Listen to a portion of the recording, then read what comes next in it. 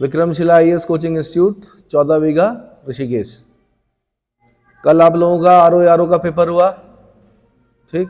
कुछ लोगों का बहुत अच्छा हुआ, कुछ लोगों का मध्यम मध्यम, महात्मा बुद्ध वाले थे मध्यम मार्ग, और कुछ लोगों का रीजनिंग की वजह से जो बड़ी टाइम टेकिंग थी, है ना, टाइम तो नहीं था पर चलो कुछ लोगों की प्रैक्टिस नहीं थी, उन लोगों का थोड़ा बेकार हुआ। तो शिव मंगल सिंह सुमन जी एक कवि हुए, उनकी कविता से शुरू कर रहा हूं। वरदान मांगूंगा नहीं, क्या नहीं मांगूंगा? वरदान मांगूंगा नहीं, यह हार एक विराम है। देखो भाई, ये परिणाम होते हैं, परीक्षा के परिणाम, हार और जीत क्या होती है? फेल और पास जो होते हैं परीक्षा के परिणाम होते हैं। तो उनके लिए मतलब जिनका अच्छा हुआ वो मेंस की तैयारी करेंगे, मध्यम मार्क का भी अभी 50-50 है। जिनका नहीं हुआ तो उनके लिए है कि वरदान मांगूंगा नहीं, यह हार एक विराम है, जीवन महासंग्राम है। तिल तिल मिटूंगा पर दया की भीख मैं लूंगा नहीं, वरदान मांगूंगा नहीं, वरदान मांगूंगा नहीं। क्या हार में क्या जीत में, क्या हार में क्या जीत में, किंचित नहीं भयभीत में। संघर्ष पथ पर जो मिले यह भी सही वह भी सही, संघर्ष पथ पर जो मिले यह भी सही वो भी सही, वरदान मांगूंगा नहीं। चाहे हृदय को ताप दो, चाहे मुझे अभिशाप दो, कुछ भी करो कर्तव्य पथ पर, किंतु भागूंगा नहीं, वरदान मांगूंगा नहीं। समझ में आया? जिद करो और दुनिया बदलो। क्या करो? जिद करो और दुनिया बदलो। ठीक है जी। तो आप लोगों की मांग पे मैं इसी को बिल्कुल शॉर्ट में, जो क्योंकि इतिहास हम पूरा नहीं कर पाए थे, सल्तनत काल तक हमने कर दिया था, आज मुगल स्टार्ट कर रहे हैं। बहुत जल्दी जल्दी मोटे मोटे जो पॉइंट होते हैं, ठीक है, उनको मैं बता रहा हूं। इसके बाद जो हिस्ट्री स्टार्ट कर, लगभग 1 हफ्ता लगेगा मुझे इसमें शॉर्ट में बताने में, या हो सकता है 4-5 दिन में हो जाए खत्म मॉडर्न के साथ। और उसके बाद फिर मैं डिटेल में आपको हिस्ट्री करानी है, डिटेल में मैंने आपको पॉलिटी करानी है, डिटेल में, ठीक है। ज्योग्राफी फिजिकल आपका चल ही रहा है। चलो, तो मुगल साम्राज्य 1556 से कहाँ तक? 1707 तक। 1707 के ही बार तो इतने से ही क्वेश्चन बन जाता है। औरंगजेब की मृत्यु कब हुई? 1707 में हुई। कब हुई? औरंगजेब की मृत्यु कब हुई? औरंगजेब आलमगीर जिंदा पीर, इतिहासकारों ने लिखा है उसको जिंदा पीर, उसकी मृत्यु कब हुई? 1707 में। और जो 10वें सिख गुरु थे, गुरु गोविंद सिंह जी, कौन? उनकी भी मृत्यु पूछता है, उनकी मृत्यु कब हुई? तो 1708 में। कब हुई? 1708 में। कहां पर हुई उनकी मृत्यु? कहां पर हुई? नांदेड़, महाराष्ट्र में, ठीक है। एक अफगान द्वारा उनकी हत्या कर दी गई चाकू घोंपकर। तो 10वें सिख गुरु गुरु गोविंद सिंह जी, ठीक है। चिड़िया ते में बाज लड़ावा, तब गुरु गोविंद नाम खामा, है ना। दो तो बड़े जो 2 उक्तियां हैं वो आप लोगों ने सुनी होगी। एक गुरु नानक देव के लिए, नानक नाम जहाज का, है ना, चढ़े उतरे पार, ठीक है। चलिए जी, तो फिर उसमें पहला जो व्यक्ति आता है, पहला जो राजा है वो जहीरुद्दीन मोहम्मद बाबर है, 1526 से 1530 के बीच में। कब से? 1526 डेट इसलिए इंपॉर्टेंट हो जाती है कि first battle of Panipat, first battle of Panipat. Panipat कहां पड़ता है? हरियाणा में पड़ता है, ठीक है। फर्स्ट बैटल ऑफ पानीपत 1526, किस किस के बीच में? बाबर और इब्राहिम लोदी। बाबर और, पहले विजेता का नाम लिया करो। किसका नाम? पहले विजेता का नाम लिया जाता है, जिसने जीता। तो बाबर और इब्राहिम लोदी, ठीक है। अब इसमें 4 युद्ध पढ़ने हैं। सबसे पहले 4 युद्ध याद कर लो, बाबर ने जो 4 युद्ध लड़े। सबसे पहले हो गया 1526 पानीपत का प्रथम युद्ध, बाबर इब्राहिम लोदी। दूसरा हो गया खानवा का युद्ध, किस किस के बीच में? बाबर और राणा सांगा, ठीक है।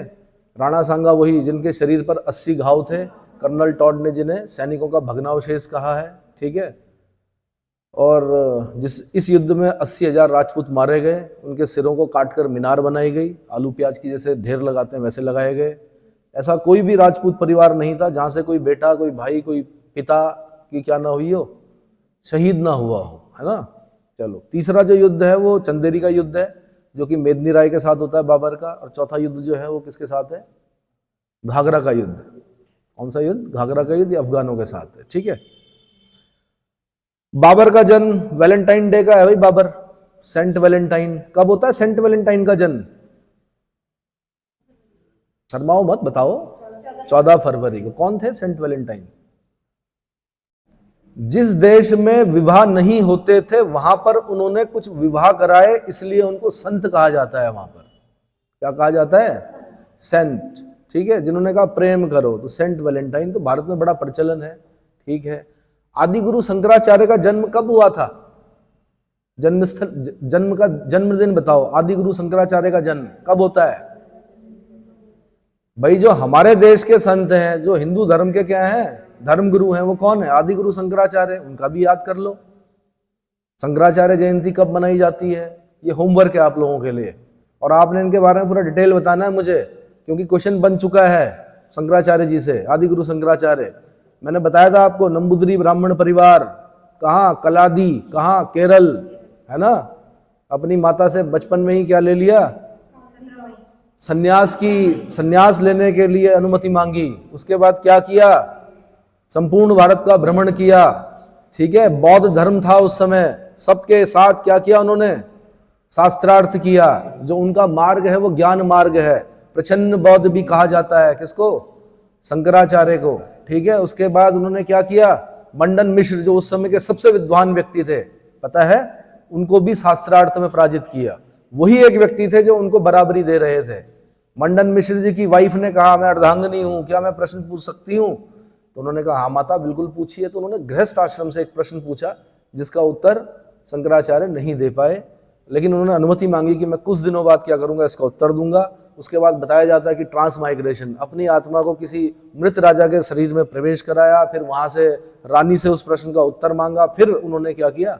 उत्तर दिया। मंडन मिश्र जी की जो विदुषी पत्नी थी उनको उत्तर दिया। फिर उसके बाद 4 मठों की स्थापना की। मैंने बताया था आपको, अगर आप उड़ीसा में जाएंगे तो पूरी गोवर्धन पीठ, अगर आप गुजरात में जाएंगे तो द्वारका में शारदा पीठ, उत्तराखंड में हमारा पता ही है आपको, है ना, जोशी मठ, ज्योतिर्मठ, ठीक है, बद्रीनाथ, और दक्षिण भारत कर्नाटक में श्रृंगेरी।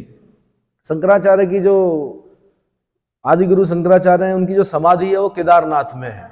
केदारनाथ मंदिर के पीछे पहले एक दीवार थी, उसमें उनका जो एक वो होता है ना, मतलब शंकराचार्य जी के हाथ में एक डंडा होता है, वो उस तरह का बना हुआ था। लेकिन क्या हुआ, जब हिमालय सुनामी आई, हिमालय सुनामी मतलब जब बाढ़ आई वहां पर, तो जहां पर वो पत्थर है आज, वहीं पर शंकराचार्य जी की समाधि थी। ये पता है? नहीं पता होगा। ठीक है, केदारनाथ मंदिर के जस्ट पीछे जो पत्थर बड़ा, जिसने मंदिर को क्या किया, उस बाढ़ में बचाया, वहीं पर समाधि थी किनकी? शंकराचार्य जी की। लगभग 820 AD के आसपास आए थे वो उत्तराखंड में ना। ठीक है, और बहुत सारे प्रश्न हैं। आदि गुरु शंकराचार्य अद्वैतवाद वाले हैं। क्या है? अद्वैतवाद। ठीक है, बाकी बाबर पढ़ रहे थे भाई, अचानक बीच में कौन आ गए? 2 संतों के बारे में चर्चा हुई, तो एक सेंट वैलेंटाइन थे, उनका आपने बर्थडे बता दिया, और हमारे शंकराचार्य जी की नहीं बताई आपने जयंती, 17 मई। ठीक है, चलिए, बहुत बढ़िया बात। तो बाबर 14 फरवरी 1483 को पैदा हुआ भाई। कहाँ हुआ? ट्रांसऑक्सियाना। ट्रांसऑक्सियाना बोलते हैं, ऑक्सस नदी के पार वाला जो क्षेत्र है उसको ट्रांसऑक्सियाना बोलते हैं। जैसे हम लोग स्वर्गाश्रम वालों को बोलते हैं ट्रांसगंगा। ट्रांसगंगा मतलब गंगा नदी के पार वाले लोग। तो ऐसे ऑक्सस नदी के पार जो इलाका पड़ता है वहां पर, वो उसको बोलते हैं ट्रांसऑक्सियाना। वहां का शासक था कौन? बाबर। ठीक है, और एक छोटी सी रियासत थी फरगना। कहाँ? फरगना में पैदा हुआ था। बाबर की एक आत्मकथा है तुजुके बाबरी, जो उसने तुर्की भाषा में लिखी। किस भाषा में? अपनी मातृभाषा में लिखी। मैं बार बार बता चुका हूं ये, फिर बार बार बताता रहूंगा जब तक आपको याद नहीं होगा। अपनी मातृभाषा में लिखी है उसने, तुर्की में। जबकि मुगलों की कोर्ट लैंग्वेज क्या है? फारसी। क्या है? फारसी। और बाबरनामा का जो फारसी में अनुवाद किया वो अब्दुल रहीम खाने खाना, जो कि बैरम खां का पुत्र है, जो कि अकबर के गुरु बैरम खां का पुत्र है। और अब्दुल रहीम खाने खाना और पाइंदा खान ने किया। और इंग्लिश में जो उसका सबसे अच्छा अनुवाद किया वो मिसेस बेवरेज ने किया। तो उसने अपनी आत्मकथा में लिखा है कि मैं, शायद 899 लिखता है, 899 हिजरी संवत में फरगना का शासक बना, अपनी दादी एहसाना दौलत बेगम की सहायता से। उसकी दादी का नाम क्या था? एहसाना दौलत बेगम। ठीक है, चलो जी। उसके बाद उसके पिता का नाम जो था उमर शेख मिर्जा था। इनकी जो उपाधि है वो मिर्जा है। क्या है? भारत में जितने भी लोग मिर्जा हैं, अधिकतर वो अपने आप को बाबर का वंशज मानते हैं। क्या मानते हैं? बाबर का वंशज मानते हैं। अब आप नाम मन में सोच लो, कौन कौन मिर्जा। ठीक है, जो भी है, कोई खिलाड़ी हैं, कोई कुछ हैं, तो बाबर का वंशज मानते हैं, बाबर के संबंधी मानते हैं, या उनके साथ जो आए होंगे। बाद में इसने मिर्जा की उपाधि त्यागी और पादशाह की उपाधि धारण की। बाद में उसी पादशाह को बादशाह कहा गया। क्या कहा गया? बादशाह। तो कई बार क्वेश्चन पूछता है कि उसने पादशाह की उपाधि कब धारण की, तो उसने की 1507 में। कब की? 1507 में। अच्छा, उसने कहा कि मैं हिजरी संवत में बना फरगना का शासक। तो भाई हिजरी संवत का प्रारंभ पूछता है कई बार कब हुआ था, तो मैंने कहा था कि सऊदी अरब में पैगंबर मोहम्मद साहब 570 एडी में पैदा हुए थे। 622 में वो मक्का से मदीना चले गए थे। 622 एडी में मक्का से मदीना चले गए थे। इसको इस्लाम में क्या बोलते हैं? हिजरत बोलते हैं। क्या बोलते हैं? और वहीं से हिजरी संवत का प्रारंभ माना जाता है। क्या माना जाता है? अब जी हिजरी संवत 1 बोलेंगे, फिर वहां पर क्या बोलेंगे? 1। तो फिर जब आप उसकी आत्मकथा पढ़ेंगे तो आपने उसके सन के हिसाब से लगाना है कि सन कौन सा रहा होगा। ठीक है, चलिए जी। तो फिर माँ का नाम अगर पूछ लें तो कुतलुग निगार खां था उसकी माँ का नाम। क्या था? क्या नाम था? कुतलुग निगार खां। ठीक है। अच्छा, फिर आपको पता है कि 2 बड़े आक्रांता थे इस देश में। एक था चंगेज खान। कौन? Genghis Khan. एक था तैमूरलंग। अब पहला प्रश्न मेरा यह है कि चंगेज खान किसके समय में भारत आया था? भारत की सीमाओं तक आ गया था वो इल्तुतमिश के समय में। किसके समय में? इल्तुतमिश के समय में। किसका पीछा करते हुए आया था? जलालुद्दीन मंगबरनी का पीछा करते हुए आया था। उसने इल्तुतमिश से सहायता मांगी थी कि मुझे सहायता करो। किसके विरुद्ध? चंगेज खान के विरुद्ध। चंगेज खान कहाँ का था? मंगोल का था, है ना? तिमुचिन, यही था। तो इल्तुतमिश ने कहा यहाँ की जलवायु आपके लिए उपयुक्त नहीं है। इसका मतलब उसने उसको सहायता देने से इनकार कर दिया था और उसको इस प्रकार से उसने अपने नवगठित साम्राज्य की रक्षा कर दी थी। क्या कर दी थी? नवगठित साम्राज्य की रक्षा की। इतना समझ में आ गया? ठीक है। एक फिर तैमूरलंग पढ़ते हैं हम। तैमूरलंग क्योंकि पैर से थोड़ा सा लंगड़ाता था इसलिए उसका नाम तैमूरलंग है। आपके ऋषिकेश में भी तैमूरलंग का आक्रमण हुआ था। क्या हुआ था? भरत जी के मंदिर में जाना, जो सबसे प्राचीन मंदिर है, उसकी सारी मूर्तियां बाहर वाली खंडित हैं। किसने की? तैमूरलंग ने की। किसके समय किया था तैमूरलंग ने आक्रमण? अब ये उत्तराखंड का प्रश्न है, ढूंढो। तब तक मैं आगे बता देता हूं। फिलहाल मैं बता रहा हूं दिल्ली सल्तनत का सुल्तान कौन था? तो तुगलक था। कौन था? तो नसरुद्दीन मोहम्मद तुगलक के समय में तैमूरलंग ने कब? 1398 में आक्रमण किया था। क्या किया था? अब इनके बारे में हम परिचित हो गए। अब चंगेज खान का 14वां वंशज था मां की तरफ से। कौन? बाबर। चंगेज खान का, ये सब क्वेश्चन बने हुए हैं। और तैमूरलंग का 5वां वंशज था पिता की तरफ से, इसीलिए अपने आप को तैमूरी कहा करता था। उसकी दादी एहसाना दौलत बेगम ने बचपन से उसको तैमूरलंग की कहानियां सुनाई थी और बचपन से उसके दिमाग में ये भरा था कि बेटा एक दिन तूने फरगना का शासक बनना है। ठीक है। पर क्या है कि फरगना में कई बड़े बड़े क्या थे? क्या थे? दुश्मन थे उसके, और जो उससे बहुत ताकतवर थे, इसलिए उन्होंने उसको फरगना पर शासन करने नहीं दिया। बीच बीच में वो जीतता रहा। 100 दिन बना, कभी कभी कुछ दिनों के लिए बना, कभी कुछ महीनों के लिए बना, लेकिन शाहबानी खां करके था एक उसका क्या सबसे बड़ा दुश्मन, वो क्या करता रहा? उसको टक्कर देता रहा। अब बाबर की समझ में आ गया यार यहाँ तो दाल गलने वाली है नहीं। ठीक है। फिर चला वो कहाँ? भारत की तरफ, क्योंकि भारत की समृद्धि के बारे में सभी लोगों ने सुना था और ये तो आक्रांता थे, इनको तो पता था कि भाई बहुत सारा धन मिलेगा वहां से। तो ये चला, इसने 4 आक्रमण किए। पहले रेकी बोलते हैं ना, जैसे फौज जब जाती है लड़ाई करने तो सीधे नहीं लड़ती है, पहले क्या होता है? पेट्रोलिंग होती है। क्या होती है? रेकी की जाती है। तो ये क्योंकि बहुत समझदार योद्धा था, इसने कहा सीधे लड़ूंगा, पता नहीं कौन है इब्राहिम लोदी, पता नहीं कैसे लड़ता है, पर 4 लड़ाइयों में समझ गया हो कि कुछ नहीं है, आसानी से क्या किया जा सकता है इनको। ये विलासी राजा हैं और इनको युद्ध का क्या नहीं है, बहुत ज्यादा अभ्यास नहीं है। ठीक है। और इस प्रकार उसने 4 युद्धों के बाद 5वां जो उसकी आक्रमण है वो पानीपत का प्रथम युद्ध है 1526 में। समझ में आया? और आपको पता ही है इब्राहिम लोदी तो जवान लड़का है, और जवान लड़का पता ही है आपको क्या होता है। उसके बारे में लिखता है कि बिना सोचे समझे ये भिड़ जाता है किसी से भी, बिना किसी कारण के पीछे हट जाता है। मतलब ये एक तरह से अनुभवहीन नौजवान है, अपनी आत्मकथा में लिखता है। अपनी आत्मकथा में वो बड़ी निंदा भी करता है यहाँ की। कहता है यहाँ ऐसा है, बहुत बारिश होती है, हमारे हथियार खराब हो जाते हैं, यहाँ ना फलों के बाग हैं, ना यहाँ क्या बोलते हैं वो फव्वारे, क्योंकि उसके देश में थे कि फलों के बाग थे, फव्वारे थे, ऐसा बताते हैं, भगवान जाने, अब तो नहीं दिखता कहीं पर, बट बताता है कि हाँ ये नहीं है, लेकिन फिर बोलता है कि यहाँ सोना चांदी बहुत है। क्या है? सोना चांदी बहुत है। प्रत्येक व्यक्ति जो है क्या है, कुछ ना कुछ पहने हुए, और आज भी परंपराएं हैं। आज भी अगर यहाँ सोना चांदी निकाल दें तो कुछ तोला तो निकल ही जाएगा, नहीं है? उसके देश में नहीं पहनते थे, तो शायद उसके देश में लूट का खतरा था। अगर आप सोने चांदी के आभूषण पहन के चल पा रहे हो, इसका मतलब कानून व्यवस्था अच्छी है।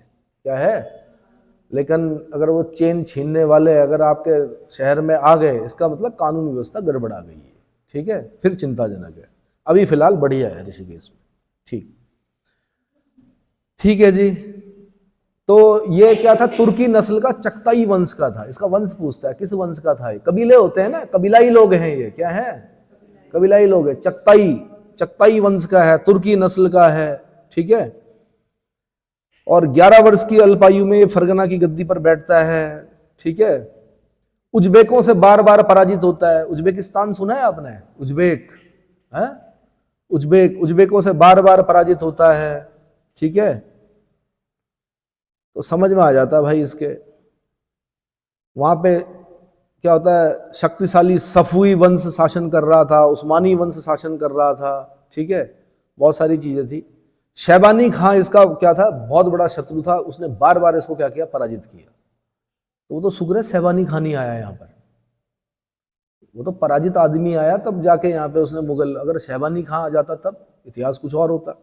ठीक है, 1507 में मैंने कहा इसने क्या किया, पादशाह की उपाधि धारण की। जब इसने काबुल पर अधिकार कर लिया, काबुल पर अधिकार करने के बाद 1507 में इसने मिर्जा की उपाधि त्यागी और पादशाह की उपाधि धारण की। पादशाह को ही आगे चलकर क्या कहते हैं, बादशाह कहते हैं। ठीक है, ये इसकी मिर्जा जो है ये इसकी पैतृक उपाधि है। क्या है? ठीक है जी। अपनी आत्मकथा बाबरनामा में 5 मुस्लिम शासकों के बारे में लिखता है। कहाँ कहाँ के 5 मुस्लिम शासक हैं वो? बंगाल का है, दिल्ली का है, मालवा का है, गुजरात का और बहमनी राज्य। और 2 हिंदू राजाओं के नाम मैं बार बार बता रहा हूं आपको, एक राणा सांगा और एक कृष्णदेव राय के बारे में क्या करता है, उल्लेख करता है। ठीक है, यानी इसके कंटेम्प्रेरी हैं कौन कौन? राणा सांगा और कृष्णदेव राय। कृष्णदेव राय दक्षिण में है, दरअसल वहां तक पहुंच नहीं पाया है ये, और पहुंचता तो शायद इतिहास कुछ और होता, क्योंकि कृष्णदेव राय थे वो तिलों का तेल पीते थे मण के हिसाब से, उतना ही शरीर पर लगाते थे, अपने ही मित्रों के साथ मल्ल युद्ध करते थे और मजाक मजाक में एक दूसरे को चीर फाड़ भी कर देते थे। तो जब राजा इतना शक्तिशाली होगा तो कंफर्म है कि उसकी सेना भी क्या रही होगी, बहुत शक्तिशाली रही होगी। हालांकि विजयनगर साम्राज्य के बारे में ज्यादा जानकारी नहीं है, वो तो ये फॉरगॉटन एम्पायर जो सेवेल ने लिखी है उससे पता चला हमें कि विजयनगर साम्राज्य भी क्या था, एक बहुत बड़ा क्या था, हिंदू साम्राज्य था। और वहां का शासक जो कृष्णदेव राय था वो क्या है, बहुत ही शक्तिशाली शासक था। इतना समझ में आ गया। यवन राज स्थापनाचार्य ऐसे ही थोड़े उपाधि धारण कर रहा है कृष्णदेव राय। क्या उपाधि है उसकी? आंध्र भोज है, अभिनव भोज है, यवन राज स्थापनाचार्य है। ठीक है, चलो जी। बाबर को भारत में आने का निमंत्रण दिया। अब ये वामपंथी बोल सकते हैं या जो उपनिवेशवादी इतिहासकार है उन्होंने लिखा है कि बाबर को ना अपने आप नहीं आया, कि उसको बुलाया गया। अब भगवान जाने, इतिहास में ऐसा लिखा हो तो आपको पढ़ना पड़ेगा। ठीक है, तो बताते हैं कि पंजाब का एक सूबेदार था दौलत खां लोधी, और एक इब्राहिम लोधी का चाचा था आलम खां लोधी। इन दोनों ने बुलाया। किसने?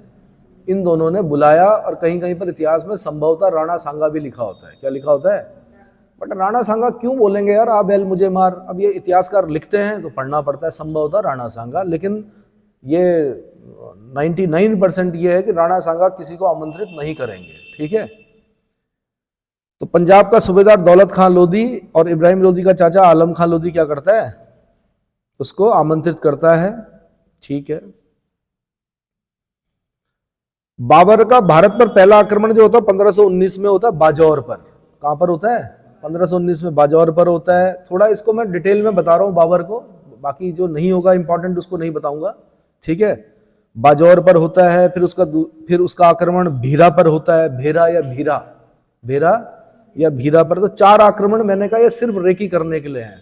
आता है, लूटता है, वापस चला जाता है। लेकिन जो 1526 में आता है तो मुगल साम्राज्य की स्थापना करता है यहाँ पर। ठीक है, बारूद का प्रयोग, तोपखाने का प्रयोग उसने यहीं पर किया, ठीक है। तो भीरा के किले को जीतने में सर्वप्रथम बारूद का प्रयोग किया उसने, और किसका प्रयोग किया? बारूद का प्रयोग किया और तोपखाने का प्रयोग किया। क्या किया? अब जब भेरा पर उसने बारूद और तोपखाने का प्रयोग किया था, तो दिल्ली सुल्तान का पहला कर्तव्य बनता था कि अगर उसका गुप्तचर विभाग सही होता तो वो बताता कि एक आक्रांता है जो कि तोप और बारूद का प्रयोग कर रहा है, जिसके हम क्या नहीं है, जानकार नहीं है भाई, पता नहीं क्या था वो। तो कायदे से अलर्ट होना चाहिए था, लेकिन ये अलर्ट नहीं हुए। क्या नहीं हुए? अलर्ट नहीं हुए। चलो जी, कोई दिक्कत नहीं है। फिर 21 अप्रैल, जरा डेट देखना पानीपत के युद्ध की। नहीं, ये थोड़ा सा इसमें संदेह है मुझे, चेक कर लो एक बार। अप्रैल 1526 में पानीपत का प्रथम युद्ध हुआ। हाँ, क्या डेट है? 21 अप्रैल 1526। चलो, 21 अप्रैल 1526 को पानीपत का प्रथम युद्ध हुआ, ठीक है। उसके तोपखाने, और तोपखाने में भी उसका एक तोपची था, दो थे, एक था मुस्तफा और कमाल पाशा। उसके दो तोपची, मुस्तफा और कमाल पाशा, है ना, यही थे। ओ सॉरी, उस्ताद अली और मुस्तफा, मैंने क्या बोला? नहीं, कमाल पाशा तो वहां का टर्की का डिक्टेटर था। उस्ताद अली और मुस्तफा, उस्ताद अली और मुस्तफा, ये दो उसके क्या थे? तोपची थे। क्या थे? हथियार रखना इंपॉर्टेंट नहीं होता, उसको कैसे चलाना ये इंपॉर्टेंट होता है, ठीक है ना। चलो, उस्ताद अली और मुस्तफा, उसका तोपखाना, उसका कुशल सेनापतित्व, उसकी तुलुगमा युद्ध पद्धति, है ना, जो कि उसने किससे सीखी थी? तुलुगमा युद्ध पद्धति किससे सीखी बाबर ने? ढूंढो। और जो उसके तोपों को सजाने की जो विधि थी, उसको बोलते हैं उस्मानी विधि। क्या बोलते हैं? उस्मानी विधि, या रूमी विधि भी बोलते हैं उसको। उसने बैलगाड़ियां रखी आगे, चमड़े के क्या लगाए? वो लगाए क्या? चमड़े से बांध दिया उन बैलगाड़ियों को। एक साथ सेना नहीं रखी, कुछ सेना उसने क्या रखी? हाँ, उज्बेकों से सीखी उसने क्या? तुलुगमा युद्ध पद्धति। क्या होती है तुलुगमा युद्ध पद्धति? देखिए इधर, देखिए, आप लोग जो हैं वो हैं कौन? इब्राहिम लोदी की सेना, और मैं हूं बाबर की सेना। कुछ नहीं करना, खाइयां खुदवानी है। कैसे खुदवानी है? खाइयां खुदवानी है, इधर भी और इधर भी, ठीक है। खाइयां बहुत गहरी खुदवानी है, और उसमें डंडे लगा देने लकड़ी के उल्टे और छील के। समझ में आया?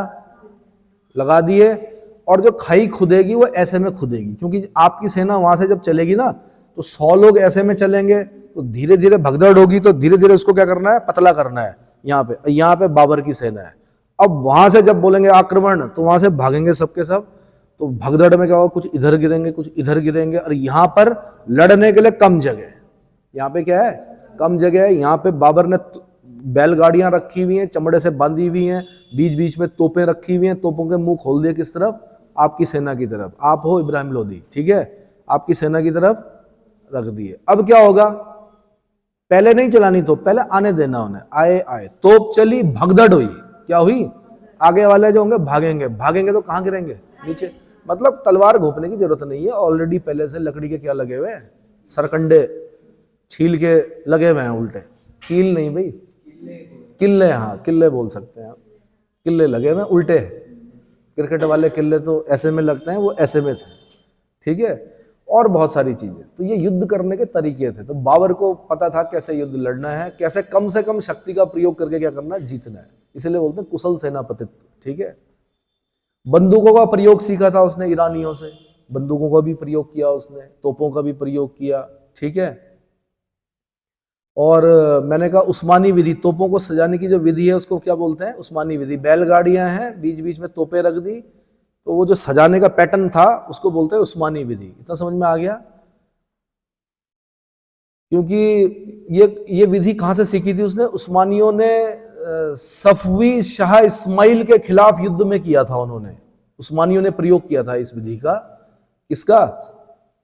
किसके विरुद्ध? सफवी शाह इस्माइल। ये इतना डीप नहीं पूछेगा आपसे। हाँ, यूपी अगर आप पेपर देने जा रहे हो तो भैया उत्तर प्रदेश तो उत्तर प्रदेश है, उत्तराखंड तो अभी युवा स्टेट है, नया है अभी। तो मैंने कहा नहीं कि प्रश्न पूछने का भी पैटर्न भी नहीं पता कि पेपर बनाना कैसा है, इतिहास से कितने पूछने हैं, भूगोल से कितने पूछने हैं, ठीक है। एक पोर्शन उठा के दे दिया, ठीक है। उत्तराखंड के 25-30 क्वेश्चन होने चाहिए, अच्छा है, लेकिन उनका भी एक लेवल होना चाहिए, ठीक है ना। तो ठीक था लेवल, ठीक ही ठीक था, कुछ बहुत आसान थे, कुछ बहुत कठिन थे। तो चलो जी, फिर क्या हुआ, तुलुकमा युद्ध पद्धति उज्बेकों से ग्रहण की। पानीपत के युद्ध में आपको पता ही है, उस्ताद अली और मुस्तफा ने क्या किया, तोपची थे उसके, है ना। अब भाई आग और आदमी के बीच की लड़ाई थी ये, किसके बीच की, आग और आदमी की जब लड़ाई होगी तो आग जीतेगी। तो बाबर जीत गया, इब्राहिम लोदी हार गया। इब्राहिम लोदी पहला दिल्ली सुल्तान है जो युद्ध क्षेत्र में मारा गया। बाकी सब, मैंने कहा नहीं है, जितने भी राजा थे या तो शराब पी के मरे या कुछ ना कुछ ऐसे खा खा के मरे, मतलब। लेकिन ये आदमी कौन, इब्राहिम लोदी, ये अफगान था, पहला अफगान राजवंश लोदी है, जिसमें कि BSI बहलोल, इब्राहिम, बहलोल सिकंदर और इब्राहिम लोदी हैं। दूसरा अफगान राजवंश अभी आएगा, सूर, शेर शाह सूरी वाला, कौन सा, वो भी अफगान है, ठीक है। चलो जी, फिर इसने पता ही है आपको सबको, काबुल के प्रत्येक निवासी को एक एक चांदी का सिक्का दिया, ठीक है। दानी था, दानी क्या था, करना पड़ता है ऐसा, क्या करने के लिए, अपने पक्ष में करने के लिए। जैसे वोट जब इलेक्शन होते हैं तो आपको अपने पक्ष में करने के लिए क्या करते हैं, क्या करते हैं बताओ तो, एक रात पहले पैसे बंटते हैं, शराब बंटती है और मुर्गे बंटते हैं, मतलब खिलाया पिलाया जाता है बढ़िया, जिसे बोलते हैं ना, ताकि 5 साल तक क्या किया जा सके आप पर। ठीक है जी। फिर कलंदर कहा जाता है बाबर को, सुना है आपने, दमादर मस्त कलंदर, वलीदा पहला नंबर, है ना, वो लाल मेरी। चलो, कलंदर कहा जाता है, क्यों कहा जाता है, दानशीलता के कारण, उदारता के कारण इसको क्या कहा जाता है, कलंदर, ठीक है। फिर बाद में भैया खानवा का युद्ध हुआ, राणा सांगा थे सामने, कौन, राणा सांगा। तो आगरा से 40 किलोमीटर दूर पड़ती है जगह खानवा, वहां पर युद्ध हुआ, 17 मार्च 1527 को हुआ। इस युद्ध में राणा सांगा की तरफ कौन कौन थे, हसन खां मेवाती था, महमूद लोदी था, आलम खां लोदी था, मेदिनी राय था। ये 4 लोग राणा सांगा की तरफ थे। लेकिन सभी लोगों को एक नहीं कर पाए राणा सांगा, क्योंकि राजपूत सबसे अगर लड़ाका जो जनजाति थी जिन्होंने इस देश की रक्षा की, वो राजपूत थे।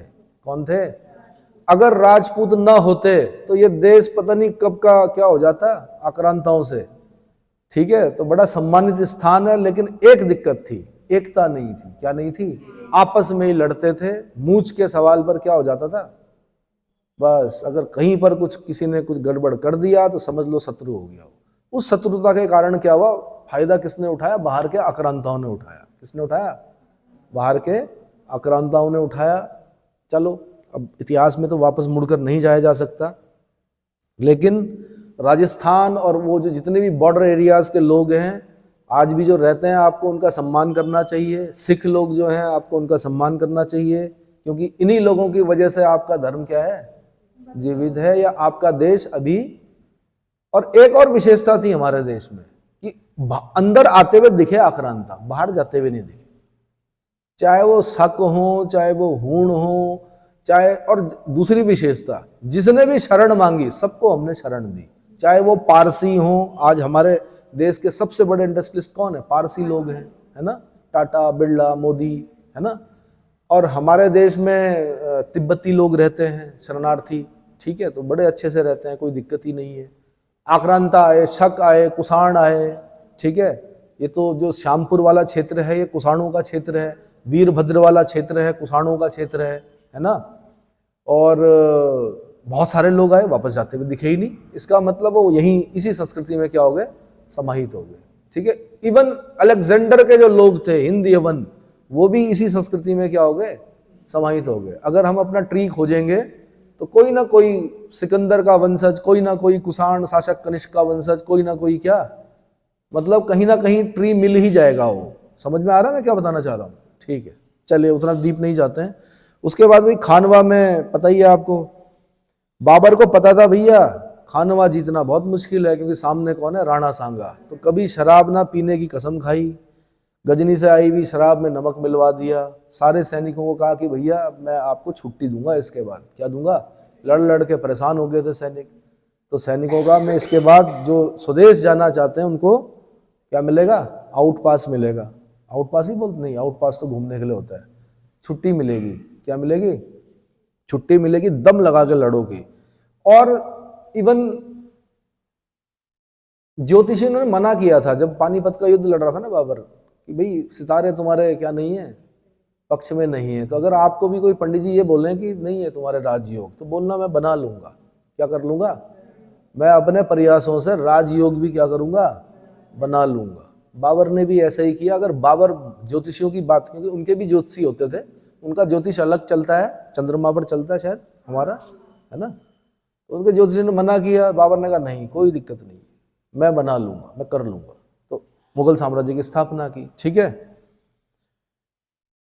तो ठीक है जी। फिर क्या हुआ?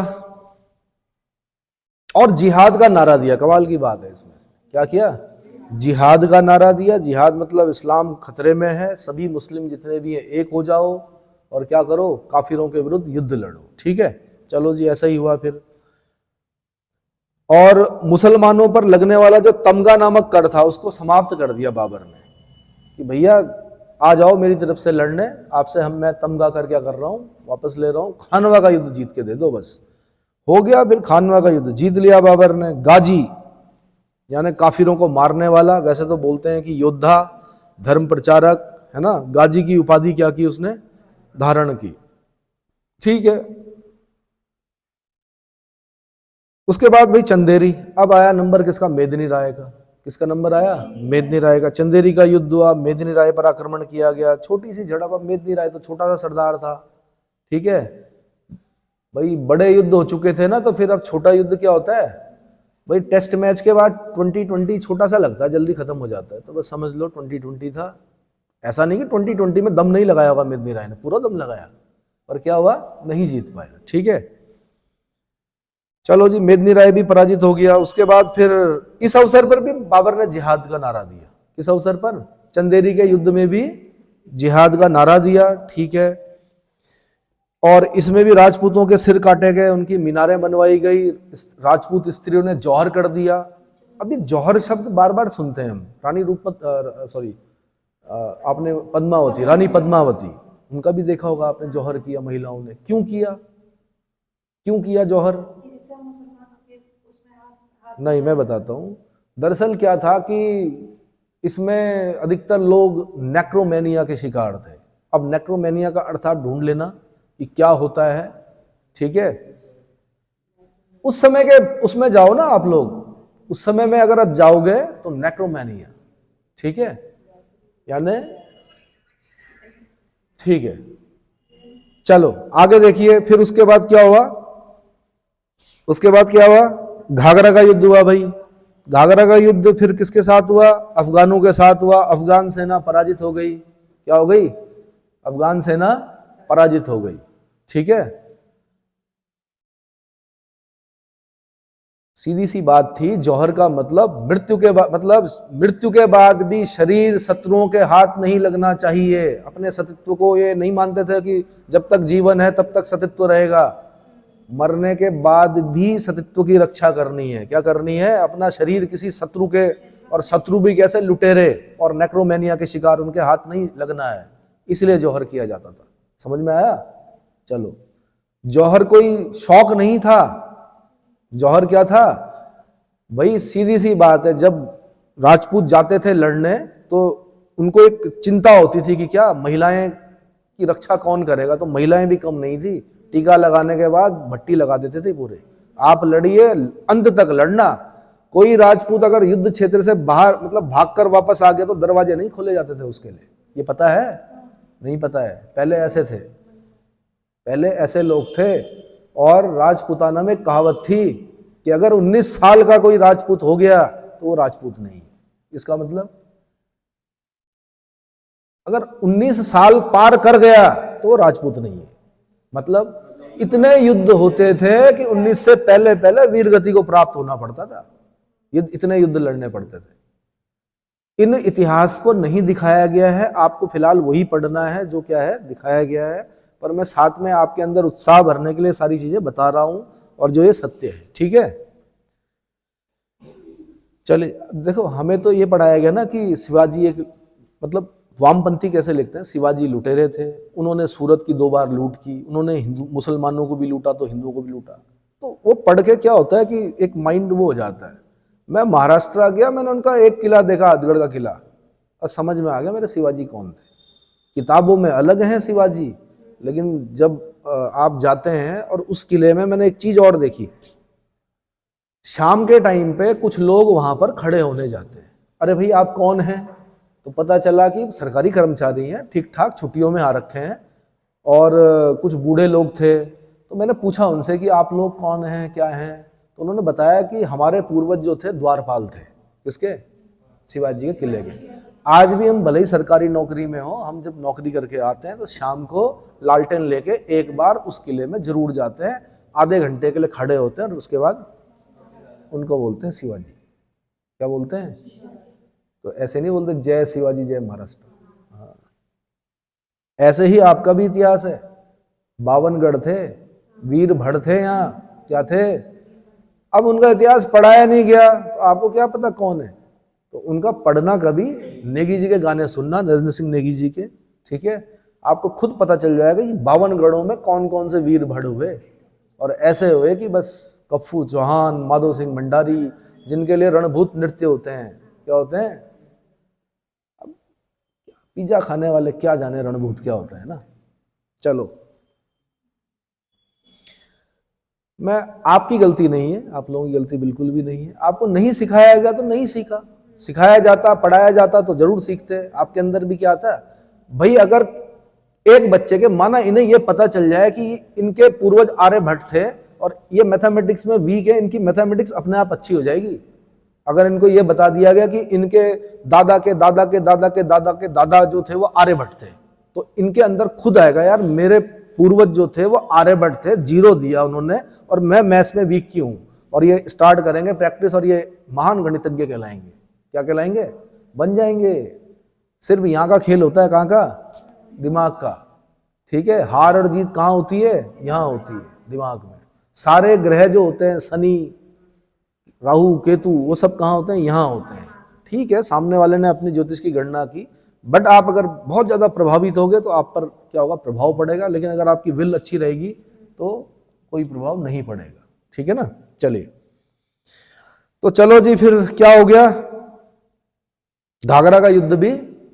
और मैंने कहा आपको कि जो शेरशाह सूरी है, आगे चलकर पढ़ना हमने, शेरशाह सूरी चंदेरी के युद्ध में बाबर की तरफ से लड़ रहा है और घाघरा के युद्ध में बाबर के विरुद्ध लड़ रहा है, क्योंकि अफगान लड़ रहे हैं तो वो भी अफगान है, तो बाबर के विरुद्ध लड़ रहा है। अब इन लड़ाइयों में शेरशाह सूरी की समझ में एक चीज तो आ गई थी कि मुगल लड़ते कैसे हैं। इसीलिए उसने कहा था कि अगर सौभाग्य ने मेरा साथ क्या कहा था? अगर भाग्य ने मेरा साथ दिया, सौभाग्य मेरा मित्र रहा, तो मैं मुगलों को इस धरती से आसानी से निकाल दूंगा, है ना। और बाबर ने भी कहा था, हुमायूं को समझाया था कि ये अफगान, इसके मस्तक पर मुझको राजयोग दिख रहे हैं, इस अफगान से सावधान रहना, क्योंकि घाघरा के युद्ध में अफगान सांप कुचला गया है, मारा नहीं गया है। और कुचला हुआ सांप ज्यादा खतरनाक होता है। अगर आपने सांप मारा नहीं ढंग से और खाली कुचल दिया तो समझ लो कि 10-20 लोगों को और क्या करेगा? वो काटेगा। ऐसा बोलता है बाबर। लेकिन हुमायूं, जिसका कि नाम क्या है? भाग्यशाली, लेकिन है बेचारा अभागा। क्यों? क्योंकि अफीमची है। क्या है? अफीम, है ना। और जीवन भर ठोकरे खाता है। इतिहासकार लिखते हैं, भाई मैं नहीं बोल रहा हूं, जीवन भर ठोकरे खाता है और मरता भी क्या है? ठोकर खाकर। शेरशाह सूरी द्वारा दीन पनाह नामक जो उसका नगर बसाया था कभी हुमायूं ने, वहां पर एक किसी बिल्डिंग को तोड़कर शेर मंडल नामक एक जगह बनाई थी, उसने एक बिल्डिंग बनाई थी। वहां पर बाद में हुमायूं ने लाइब्रेरी बनाई, लाइब्रेरी से पढ़ के आ रहा था और सीढ़ियों से ठोकर खाई और ठोकर खाकर नीचे गिरा। और तो तमाम उम्र जिस प्रकार वो गिरते पड़ते चलता रहा, मृत्यु भी उसकी कैसे हुई? लड़खड़ा कर हुई। कैसे हुई? तो हुमायूं के बारे में ऐसा कहा जाता है। ठीक है, तो हुमायूं नहीं समझा। फिर दूसरा आपको यह भी समझा देता हूं कि हुमायूं के हार के कारण क्या थे। वो एक किला जीतता था, 6 महीने बैठ जाता था। क्या करता था? 6 महीने आराम करता था, नाच गान, अफीम वफीम, शराब जो भी होता है, ठीक है ना, बढ़िया। और वो जो अब चालाक अफगान शेरशाह सूरी था, वो तैयारी करता था। क्या करता था? इस बीच वो अपनी पावर को बढ़ा देता था। जब तक अब दुश्मन को कभी भी कमजोर नहीं समझना चाहिए। जब तक वो हुमायूं अब वो उसको कैप्चर करने की कोशिश करता तब तक वो बहुत ताकतवर हो जाता था। तो ध्यान रखना कि एक पेपर दिया, आरो यारो हो गया, अब क्या आराम की भूल भुलैया में क्या है ना, आराम करने बैठ गए। ये नहीं करते कंपटीशन में। आज कर लो, कल पेपर दिया, आज रेस्ट कर लो, मूवी वूवी देख लो, घूम लो, जो भी खाना है, पिज़्ज़ा वीज़ा जो आपका मतलब इसेंशियल क्या बोलते हैं आइटम्स हैं आपके, वो ले लो। उसके बाद फिर अपनी सात्विक प्रवृत्ति पे आओ। अपने भोजन पर क्या करो, सबसे पहले नियंत्रण करो, अपनी जीवा पर नियंत्रण करो, मन पर नियंत्रण करो, ठीक है। बैठो, आसन लगाओ, शुद्ध आसन पे बैठो और फिर दोबारा तैयारी करो। कैसे नहीं निकलेगा, समझ में आया? चलो जी आगे। चलो जी, घाघरा का युद्ध भी हार गए। अब क्या हुआ, बाबर स्थायी रूप से भारत में क्या हो गया, अधिकार हो गया भारत बाबर का। और उसके बाद बताया जाता है कि बाबर की मृत्यु हो गई। एक कहानी भी सुना होगा आपने, हुमायूं बीमार पड़ गया। कौन? बाबर बहुत ज्यादा शराब पीता था, ये पता है आपको? शराबी था बाबर, शाही नेचर का था। बाबर पर भी कुछ नहीं बता सकता मैं कुछ चीजें, ठीक है, मर्यादाएं होती हैं किसकी। जैसे व्यास गद्दी की मर्यादाएं होती है, वैसे शिक्षक की गद्दी की भी कुछ मर्यादाएं होती है। तो मैं नहीं बता सकता, बट थे कुछ अवगुण थे उसके अंदर, शाही नेचर का था, ठीक है। दो लोगों को अपने ऐसे दबाकर किले की दीवार पर भाग सकता था, बहुत ज्यादा शराब पीता था। इब्राहिम लोदी की मां ने उसको जहर दिया, असर ही नहीं हुआ बाबर पे, बाबर नहीं मरा। लेकिन मैंने कहा पॉइजन जो होता है ना, वो अपना असर दिखाता है। हुमायूं बीमार पड़ गया, हुमायूं बीमार पड़ गया तो जब तक आदमी की विल होती है ना, तब तक पॉइजन भी असर नहीं करेगा। सांप ने अगर किसी को काटा है, जब तक उसका मस्तिष्क ये नहीं बोलेगा कि सांप जहरीला है, जहर से मैं मरने वाला हूं, तब तक नहीं मरेगा। जैसे उसके दिमाग में आएगा ना ये जहरीला सांप है और मैं मरने वाला हूं, तो समझ लो। तो बाबर के साथ भी ऐसा ही हुआ। इब्राहिम लोदी की मां के दिए हुए जहर का उस पर कोई असर नहीं हुआ। हुमायूं बीमार हुआ। पुत्र जब बीमार होता है और मरणासन पर होता है तो पिता थोड़ा सा विल जो है वो क्या हो गई, डाउन हो गई। ऊपर वाले से कहा कि मेरे प्राण ले ले, इसके प्राण क्या कर दे, बख्श दे। बाबर ने एक चक्कर काटा और उसके बाद बाबर बीमार हो गया, मर गया। मतलब वो जहर का जो असर था ना, कब असर करेगा जहर? जब शरीर का जो तंत्र है, जब ये कमजोर हो जाएगा तब जहर असर करेगा। सपेरा, जब कोई किसी को सांप काटता है तो सपेरा क्या करता है, घड़ों से पानी डालता है। क्यों डालता है? दिमाग को उठा के रखता है। क्या करता है? सोने नहीं देता है। अगर सो गया आदमी मतलब गया। सपेरा जो होता है ना, सपेरे को पता है कि जिस सांप ने काटा है वो जहरीला नहीं है। आदमी अगर मरता है तो बीपी हाई होने से और पैनिक होने से मरता है, क्योंकि सारे सांप जहरीले नहीं होते हैं, कुछ सांप होते हैं। कोबरा काट दे तो भैया 2 मिनट, मतलब 1 मिनट भी नहीं लगेगा मरने में, 2 मिनट भी नहीं लगेंगे। और कुछ सांप ये जो ये उत्तराखंड में मिलते हैं ये जहरीले नहीं है, ठीक है। तो पानी डाला जाता है, उठा के रखते हैं, सोने नहीं देना है। तो अगर वो 24 घंटे तक उठा रहा, दिमाग ने एक्टिव काम किया, तो समझ लो बच जाएगा। ऐसे ही बाबर भी वहीं पे मरा। अब कहते हैं कि हुमायूं उठ गया। अरे भैया उसका बाप मर गया, उठना नहीं था बीमारी में, एकदम उठ गया, वो एक्टिव हो गया और फिर हुमायूं की जान बच गई, बाबर की जान चली गई। समझ में आ गया? वैसे ये इतिहास का विषय नहीं है, ये आपको इंटरेस्ट के लिए बता रहा हूं, ठीक है। अब जब बाबर मर गया तो आगरा में उसने एक नूर अफगान, क्या आगरा में एक आराम बाग बोलते हैं, बाद में लोगों ने उसे राम बाग भी बोला। क्या बोला? राम बाग बोलते हैं उसको, आगरा के आसपास, ठीक है। वहां दफनाया गया बाबर को। लेकिन बाबर ने बताया था मुझे काबुल में दफनाना भैया। कहा? क्योंकि देखो जो चमन का प्यारा था चमन से निकल गया, इज्जत उसे मिली जो वतन से निकल गया। हमारे साथ के जो लोग विदेश चले गए, बड़ी इज्जत है उन लोगों की भाई, हमारी कोई इज्जत नहीं है, क्योंकि हम लोग क्या है, कूप मंडूक है। क्या है? कूप मंडूक मतलब तुम्हें क्या मेंढक, इसी देश में रहे, ऐसा मानते हैं लोग, बट ऐसा नहीं है। सबसे ज्यादा काम के हम ही लोग हैं, ठीक है। ठीक है, थोड़ा धन कम होगा अलग बात है, उनके पास धन ज्यादा होगा। अभी सब बढ़िया चल रहा है, अभी सब अच्छा चल रहा है, लेकिन अंत समय जब आता है, क्या आता है, तब तो अपना ही देश याद आता है भाई। क्या आता है कि कितना भी कमा लो, लास्ट में जो याद आता है वो क्या आता है, देश। तो बाबर ने भी बोला था मुझे काबुल में मेरी बताई हुई जगह पे ही दफनाना, तो कहा जाता है उसको वहीं पर क्या किया गया, दफनाया गया। और जहां पे इसकी कब्र है ना, कोई इज्जत भी नहीं है वहां पे। मतलब ऐसा नहीं है जैसे यहाँ है ना, हम बोलते हैं हुमायूं का मकबरा, हम बोलते हैं शेरशाह सूरी का मकबरा सासाराम, हम बोलते हैं हुमायूं का मकबरा कहाँ, दिल्ली में, इतने बड़े बड़े मकबरे। और जहां इसको दफना रखा बाबर, जिसने मुगल साम्राज्य की स्थापना की, वहां पे कुछ नहीं है, कोई नहीं जाता है। मुझे नहीं लगता कि कोई जाता होगा वहां पर। समझ में आया? इतना सम्मान नहीं है मतलब जितना भारत में है। भारत में जिन्होंने आक्रमण किए, जो आक्रांता थे, है ना, उनका भी सम्मान है मरने के बाद।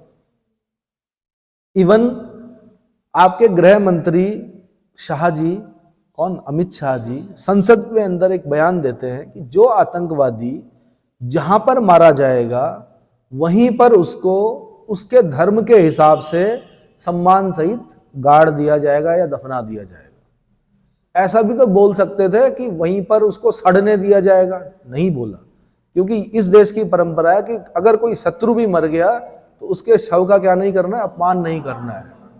अब जैसे पाकिस्तान है, वो तो अपनी जो डेड बॉडियां होती हैं उनको पहचानने, नहीं हमारे नहीं है, लेकिन हम क्या करते हैं, उनको सम्मानित। ये आर्मी का वो है क्या, आर्मी में भी सिखाया जाता है कि अब वो डेड है, अब वो शरीर है, मिट्टी है, तो उसको सम्मान के साथ उसके धर्म के हिसाब से काजी बुलाया जाता है, दफनाया जाता है वहां पर। ऐसे नहीं करते कि सड़ने के लिए छोड़ दिया, चील कौवे खा रहे हैं।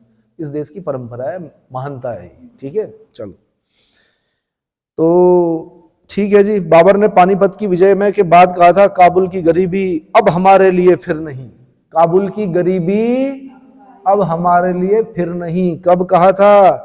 पानीपत जब जीत लिया था उसने, है ना, बाबरनामा में लिखता है ऐसा। कुषाण साम्राज्य के बाद पहली बार उत्तरी भारत में काबुल और कांधार सम्मिलित हुए। कुषाणों के समय में थे काबुल कांधार दोनों, अब जाके सम्मिलित हुए काबुल कांधार। लेकिन बाबर के वंशज उसको संभाल नहीं पाए। वैसे भी काबुल कांधार को अमेरिका नहीं संभाल पा रहा, तो ये इसके वंशज क्या संभाल पाते? वो तो बाबर वहीं का था तो संभाल रखा था उसने। समझ में आया? ठीक है। अच्छा जी, तुजू के बाबरी तो आपको पता ही है, तुर्की भाषा में लिखी। बार बार बता रहा हूं, पता नहीं क्यों लग रहा मुझे, अगली बार क्वेश्चन में जो पेपर होगा उसमें आएगा वो, ठीक है। चलो जी, फिर आगे आराम बाग हो गया।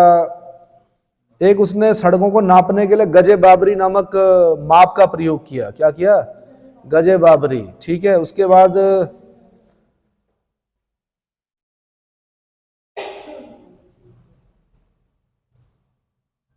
उसने रिसाला उसज की रचना की। किसकी रचना की? रिसाला उसज, जिसे खते बाबरी भी कहते हैं। क्या कहते हैं? खते बाबरी भी कहते हैं, ठीक है।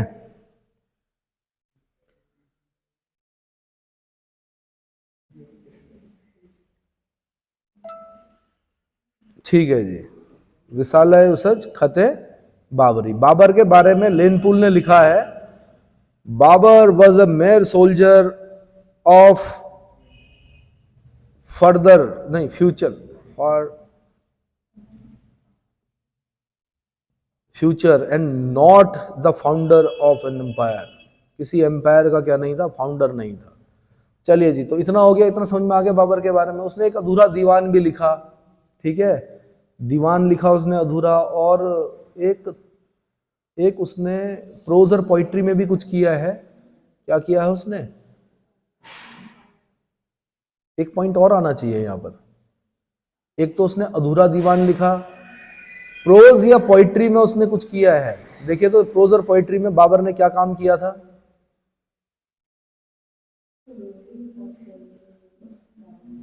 एक पॉइंट और आना चाहिए। उत्तर प्रदेश पीछे से क्वेश्चन रहा है कभी? हाँ जी,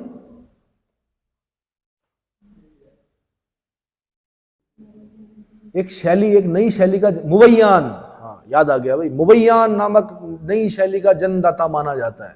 जरा चेक कीजिए तो मुबैयान किस में? प्रोज में, पोइट्री में, गद्य में या पद्य में? गद्य पद्य तो समझते हो ना, प्रोज पोइट्री। मुबैयान नामक एक नई शैली का जन्मदाता माना जाता है किसको? बाबर को। ये यूपी का क्वेश्चन है और ये कभी यूपीएससी में भी पूछा गया है सब्जेक्ट में।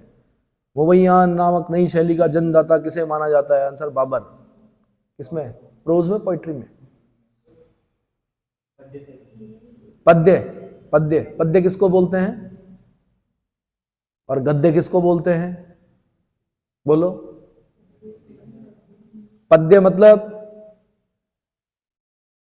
अरे जैसे आपके इंग्लिश में प्रोज और पोइट्री होती है, वैसे हिंदी में गद्य और पद्य होते हैं। तो गद्य को इंग्लिश में क्या बोलते हैं और पद्य को इंग्लिश में क्या बोलते हैं, ये भी पता होना चाहिए भाई।